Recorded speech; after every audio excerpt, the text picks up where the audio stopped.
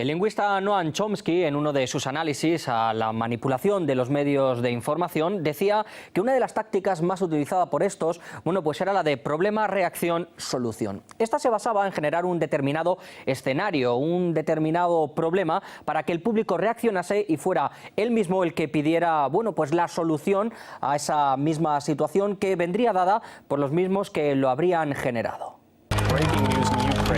Esto es un poco lo que parece estar pasando hoy en día en el conflicto de Ucrania, en el que los medios mainstream de corriente principal están mostrando una realidad a los espectadores y a los lectores por todo el mundo que está en muchas ocasiones muy alejada de lo que realmente está sucediendo en ese país. El germen de la crisis, la ayuda salvífica de Estados Unidos, la demonización de Rusia, los datos sobre los muertos y sobre quién es responsable de estos cadáveres, todo parece seguir un patrón, un guión. Ese mismo guión se ha encontrado una fuerte resistencia que no es ni más ni menos que la de la verdad de los hechos, el peso de la cruda realidad. El que ahora Estados Unidos salga en la búsqueda de una solución a la crisis evidencia que ellos fueron quienes lo fomentaron desde el principio. Creo que esto se debe a que nuestros socios recurrieron al escenario de la fuerza para resolver el conflicto en Ucrania y solo ahora se dan cuenta quién nos ha llevado todo eso. Y por eso buscan culpables.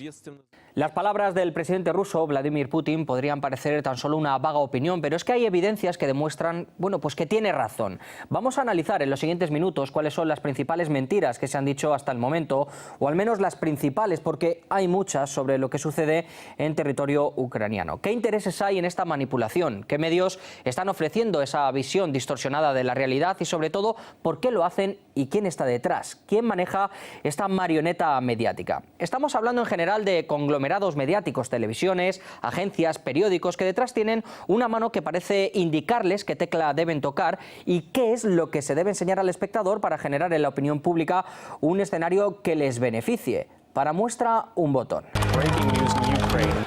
Les invito a analizar con nosotros algunos ejemplos sobre el episodio en el que los militares ucranianos se pasaron al lado de los opositores y tomaron la bandera rusa. En ese lance, algunos medios se apresuraron en asegurar que se trataba de tropas rusas cuando eso no era verdad. ¿Por qué falsear esa información? ¿Se desconocía o se hace intencionadamente?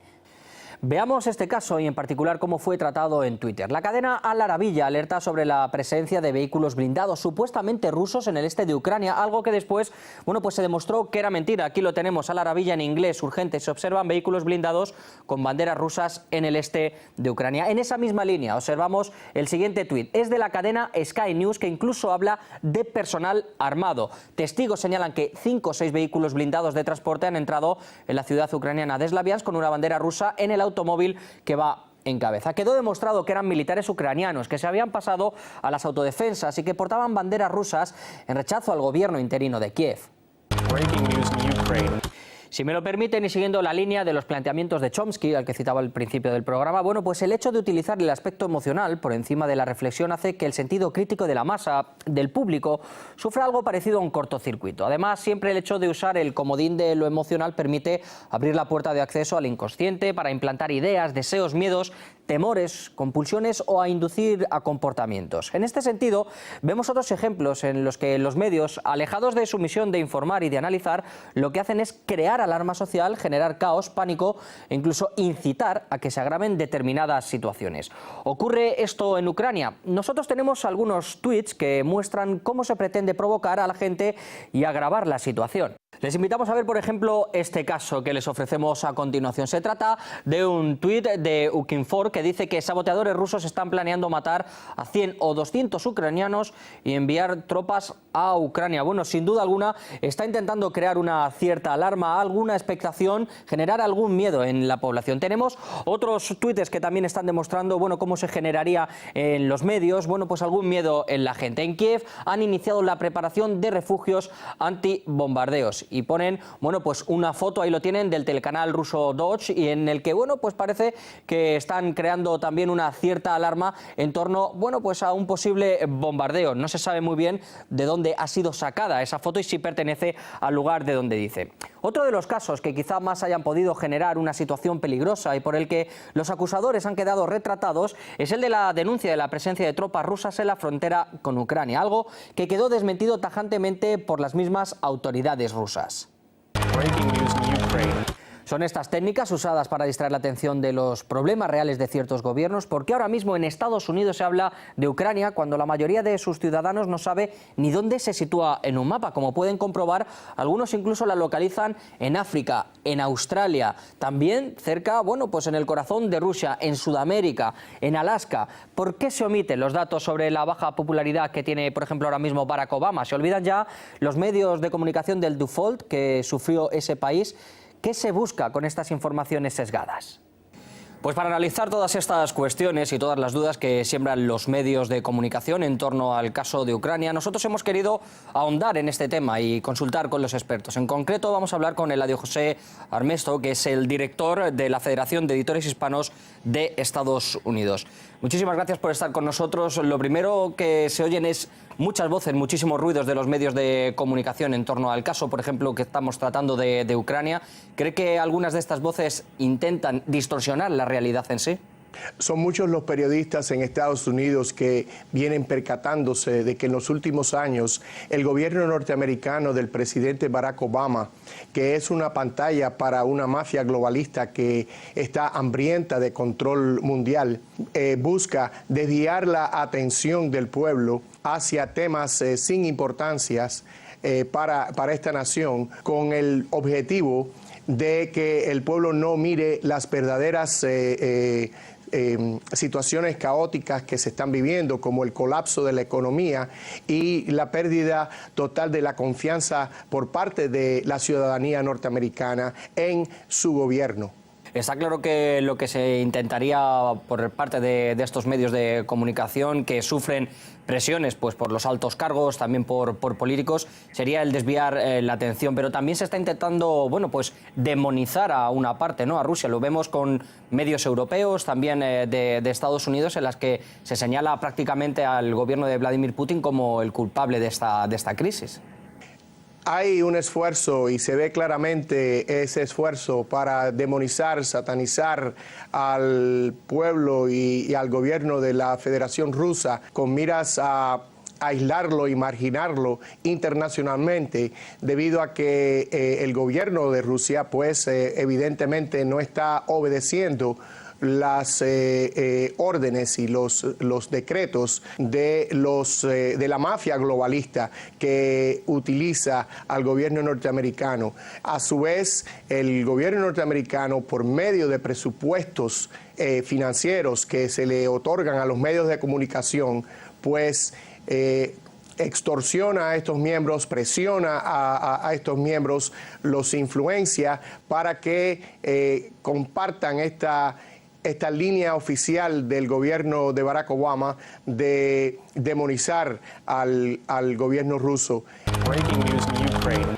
En este punto hay un testimonio que sin duda impacta y mucho. Se trata de las palabras de un grupo de corresponsales del rotativo estadounidense de New York Times que estaban trabajando sobre el terreno y que dicen que, bueno, que Rusia no tenía nada que ver con todo lo que estaba sucediendo en la zona este de Ucrania. Estos profesionales de los medios afirmaban que funcionarios oficiales de Occidente y el gobierno provisional de Ucrania insistían en que los rusos habían liderado, organizado y equipado a los activistas anti-Kiev. Sin embargo, tras una mirada más profunda, tras pasar más de una semana, dicen, con los miembros de un batallón antigubernamental en la ciudad de Slaviansk, estas afirmaciones no parecen describir la historia completa, según indica el reportaje que publicaron en el diario neoyorquino.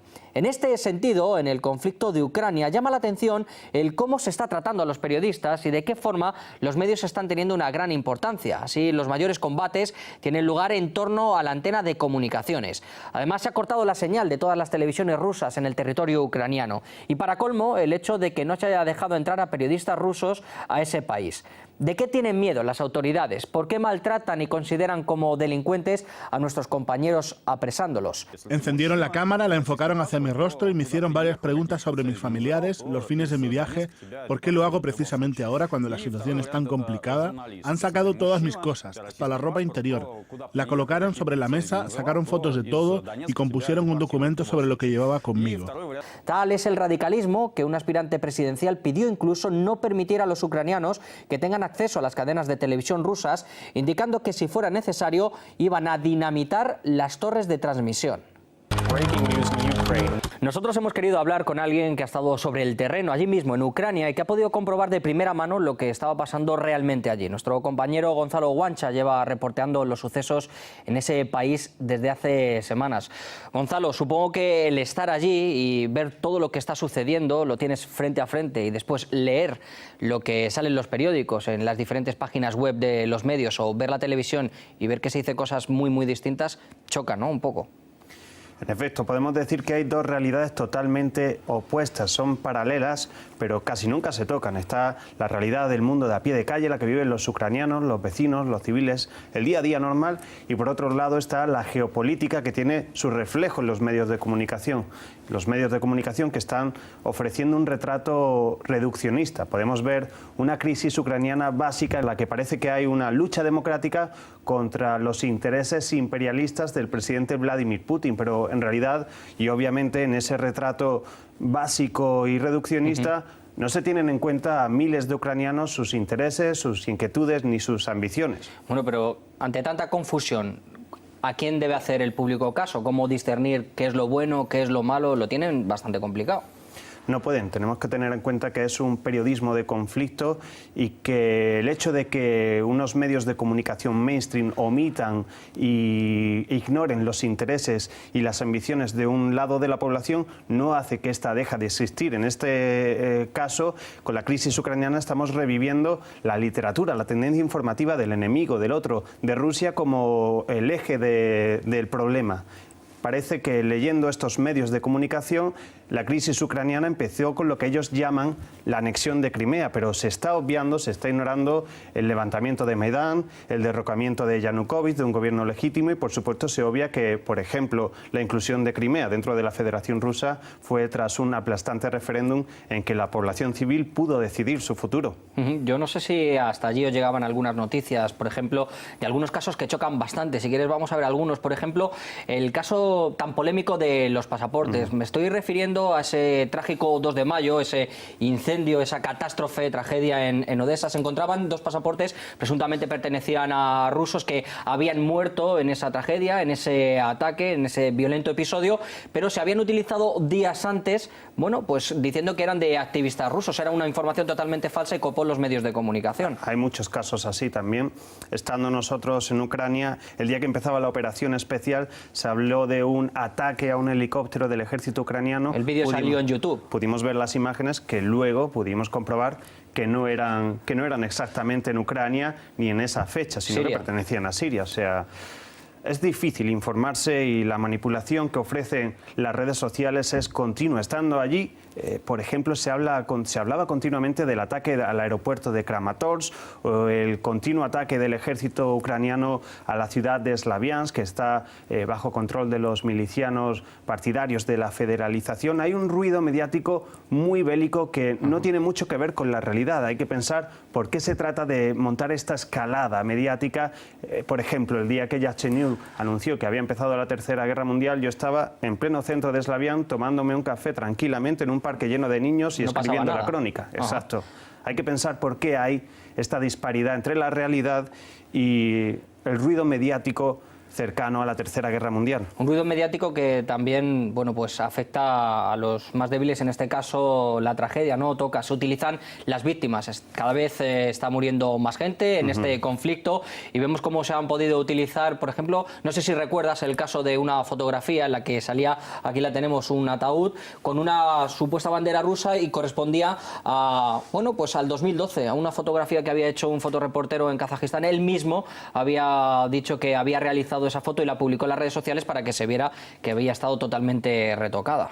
Exacto, digamos que este periodismo de guerra con un discurso cada vez más radical, más unitario y más unidireccional acaba provocando cosas como estas. Pocas veces se respeta la identidad de las muertes, allí lo hemos podido comprobar. Difícil es saber, incluso el mismo día que ha habido un tiroteo, cuántas víctimas ha habido. Desde Kiev llegan unos reportes, desde el sitio in situ tenemos otros, y uno mira a las víctimas, mira a los familiares. Tuvimos oportunidad de hablar con ellos y es consternador cómo al final se acaban convirtiendo en números y no en nombres. Y es muy triste para los propios ucranianos. Esa animadversión que provocan estos medios de comunicación con un discurso cada vez más radical acaba calando en la audiencia, y eso somete a los periodistas a una audiencia del público que por la calle te pregunta ¿quién eres? ¿Por qué me llamas terrorista cuando soy prácticamente un civil? Eso lo notamos todos los periodistas que estamos sobre el terreno y es muy difícil trabajar en esas situaciones. Pero me quedo con la demanda que nos hacen todos los ciudadanos, que siempre que vamos a Ucrania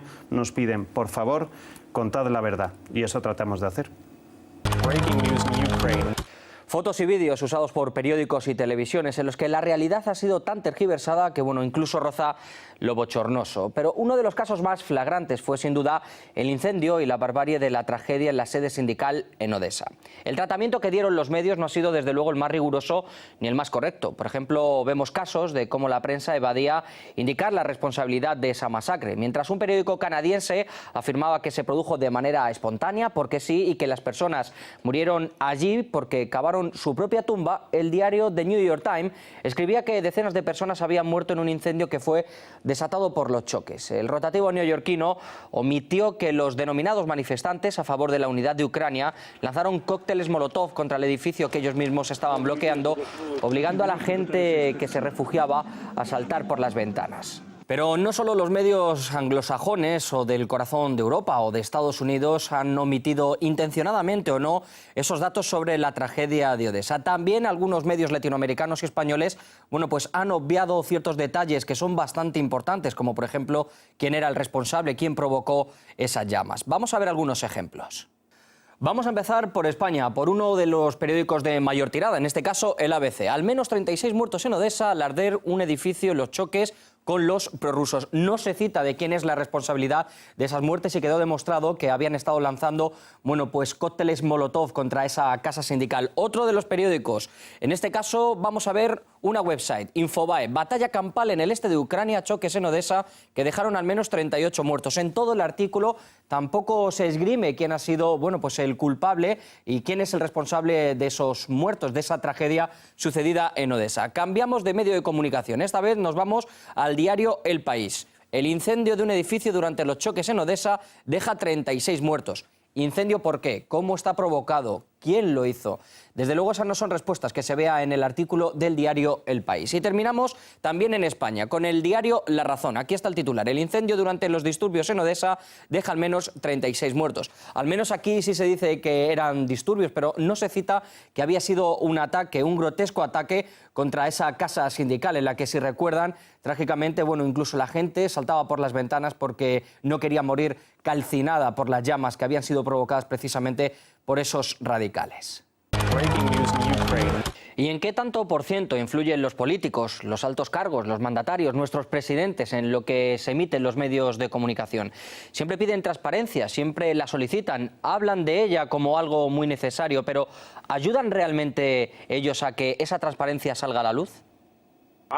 Creo que se trata de una campaña de propaganda masiva que se realiza por parte de los medios mainstream de Estados Unidos. Esto ha llegado a tal punto que yo personalmente no puedo escuchar todas las cosas tan absurdas que están diciendo. Y creo que lo que pasó fue que Estados Unidos y sus socios europeos se acostumbraron a ordenar cómo debe suceder y desarrollarse en el mundo, y cuando Rusia ha decidido decir basta, se han enojado y han decidido arrancar esta campaña propagandística intentando convencerse a ellos mismos y también a los demás de que la culpa de lo que está pasando la tiene Rusia, cuando en realidad es la expansión interminable de la OTAN lo que provoca los problemas que estamos viendo ahora. Además, hay que decir que las autoridades interinas de Ucrania han entendido muy bien que la batalla mediática es algo muy importante para ellas. No han dudado en contratar los servicios de agencias extranjeras de relaciones públicas, las mismas que ayudaron a Georgia en 2008 a persuadir a la opinión pública occidental de la así llamada agresión rusa, según consideran numerosos analistas políticos. Los expertos denotan la presencia de especialistas europeos y estadounidenses que en el periodo de la invasión de Georgia en Osetia del Sur intentaron, convencer al mundo sobre la culpa de la parte rusa. En este caso, las agencias estarían sirviendo para limpiar la imagen del actual gobierno ucraniano. Se cita además a la agencia Consulting Aspect, reclutada también por el expresidente de Georgia, Mikhail Saakashvili.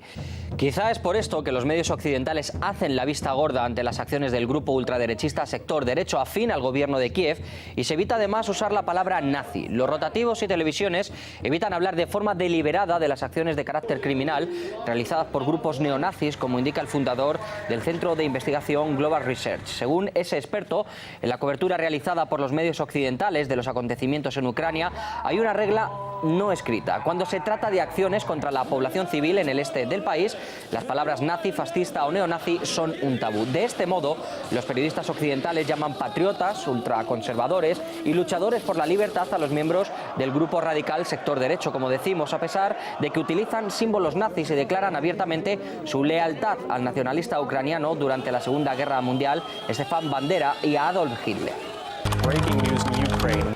Conflictos como el de Ucrania o como por ejemplo el de Siria pueden dejar retratadas a muchas personalidades, a mandatarios que tienen mucho poder en el mundo. Por ejemplo, en Siria, el diálogo que propuso Vladimir Putin fue algo que dejó en fuera de juego a Barack Obama, que se había jugado todo exactamente a una carta, una injerencia. Quizá el crecimiento de Rusia económicamente y el haber puesto la balanza en el escenario internacional a su favor habrían encendido las alarmas de Occidente, que no ha perdido la oportunidad a través de su maquinaria mediática de generar una campaña contra el Kremlin. Vamos a ver algunos ejemplos en los que la imagen de Vladimir Putin, bueno, pues estaba bien valorada también en la opinión pública, y como la de otros líderes que no comparten algunas de las posturas occidentales también, y de qué forma los medios occidentales y estadounidenses tratan de dilapidar esto porque no interesa. ¿A quién interesa que otros destaquen? Bueno, está claro a quién no. Breaking news in Ukraine. Bueno, pues para ver a quién le interesa que alguien destaque o quién no, hemos acudido pues a la revista Time, a su lista de las 100 personas más influyentes de todo el mundo en este 2014. Empezamos con Vladimir Putin. A través de sus acciones ilegales, dice, en Ucrania, nos ha recordado que los líderes de los grandes países son más peligrosos cuando se inventan ellos mismos los hechos. Hay que decir que Vladimir Putin lo único que se ha estado refiriendo en Ucrania es a los hechos, a lo que ha estado sucediendo realmente, cuando ha quedado demostrado que los medios occidentales y en concreto los norteamericanos han mentido y se han inventado bastantes historias en torno a lo que ha sucedido en Ucrania. Dice que la visión del mundo de Putin está matizada por ficciones tóxicas, algo de lo que ya le acusaban los medios occidentales, de decir que estaba, bueno, pues basándose en ficciones en torno a lo que estaba sucediendo en Ucrania. Hablamos de otros líderes para que vean la diferencia, cómo califica la misma publicación el mismo artículo. Esta vez nos paramos en Hillary Clinton. Aquí la define como un símbolo de fortaleza para las mujeres de todo el mundo. Ella fue quien dijo la famosa frase de los derechos de las mujeres son los derechos humanos. Bueno, hay que decir que destaca el valor de los derechos humanos que tiene Hillary Clinton cuando se hace poco, recuerdan, bueno, pues se ha cumplido poco de la muerte de Muammar Gaddafi, en la que ella misma salía ante los medios de comunicación jactándose, riéndose de la muerte de Muammar Gaddafi, y además, bueno, hay que decir que ella dice no solo dijo esas palabras, sino que también dedicó su vida a dar más poder a las mujeres del mundo a través de la política y la filantropía, algo que todavía, bueno, pues está por demostrarse. Vamos a ver otros símbolos, otros personajes que tienen influencia en este 2014. Paramos en José Mujica, un mandatario al que, bueno, le llaman un poco, digamos, de segundo perfil. El año pasado, dice él, firmó una nueva ley que convierte a Uruguay en el primer país del mundo en legalizar la producción y venta de marihuana. Tan solo destacan esto de José Mujica, no dicen el avance que ha tenido Uruguay en la región sudamericana, en la potencia económica que está teniendo y el avance que tiene esa nación. Quizá han destacado esto porque desde hace 20 años Estados Unidos, en su lucha contra, bueno, el narcotráfico, no está teniendo demasiados frutos. Y por último, les invitamos a que vean qué es lo que piensan en torno a una nación que siempre está, bueno, pues en el punto de mira de Estados Unidos, Venezuela. Nicolás Maduro, el actual presidente, dice que es el hombre que tiene en sus manos el futuro de esta nación. Un futuro que desde luego no pinta como muy halagüeño, porque este es el presente que dicen que tiene, empezando por la altísima inflación, terminando por la escasez de alimentos y pasando por el descontento popular. Bueno, pues así es como califican a Maduro, el que dicen que también ha estado en la sombra, bueno, de su predecesor, de Hugo Chávez. Quizá le están exigiendo demasiado en totalidad este artículo al nuevo mandatario, al que desde Estados Unidos, bueno, pues no están teniendo mucha piedad a nivel mediático con él. Hay que decir que estos son solo algunos de los ejemplos, sin duda alguna, la punta de lanza, la revista Time, de cómo Occidente y en concreto en Estados Unidos se pone el doble rasero en cuanto a definir a unos mandatarios, a unas personas o a otras. Breaking news in Ukraine. Como medio de comunicación y en mi caso como integrante y trabajador de esta cadena, no puedo pasar por alto en este programa de qué forma se ha criticado y se sigue condenando la postura de RT respecto a la crisis ucraniana. El dedo acusador siempre procede del mismo lugar.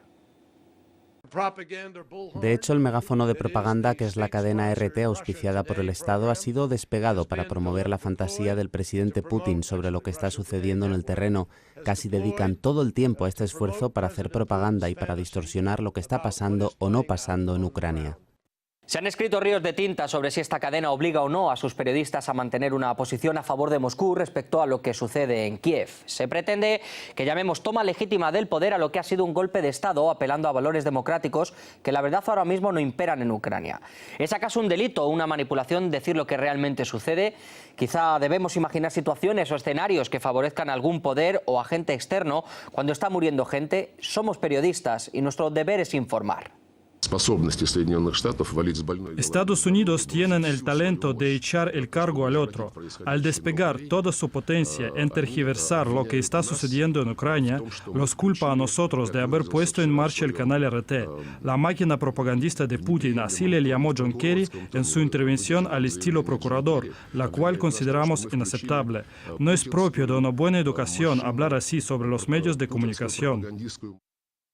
Tal es quizá el grado de crispación que existe en determinadas altas esferas sobre el crecimiento y el potencial que está exhibiendo Rusia en los últimos tiempos, que la piedra de toque de Ucrania está siendo usada, al igual que sus autoridades autoproclamadas, para buscar un error, un traspiés del presidente ruso. Lo último ha sido acusar a esta cadena, a esta casa, de ser poco menos que un pasquín publicitario. Y para ayudar, pues sucedía esto.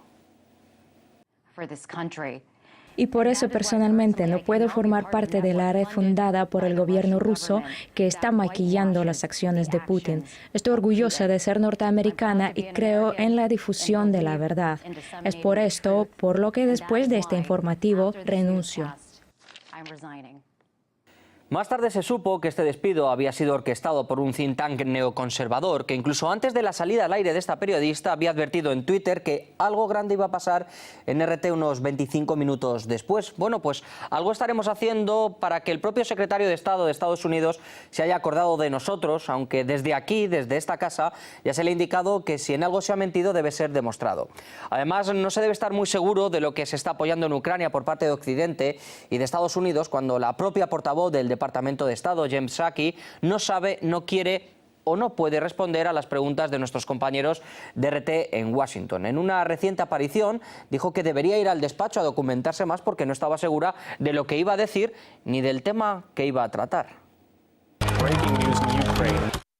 Quizá no aprieten gatillos, quizá no provoquen muertes de forma directa, quizá sus difusiones no generen desastres, pero lo que queda claro, y el ejemplo de Ucrania así lo testifica, es que los medios de información son un arma capaz de cambiar el destino de una nación, de una ciudad o de una sola persona, haciéndola vivir un auténtico infierno. Y es que hoy más que nunca, en la actualidad, se puede decir que se cumple aquello de que a veces la pluma es más poderosa que la espada.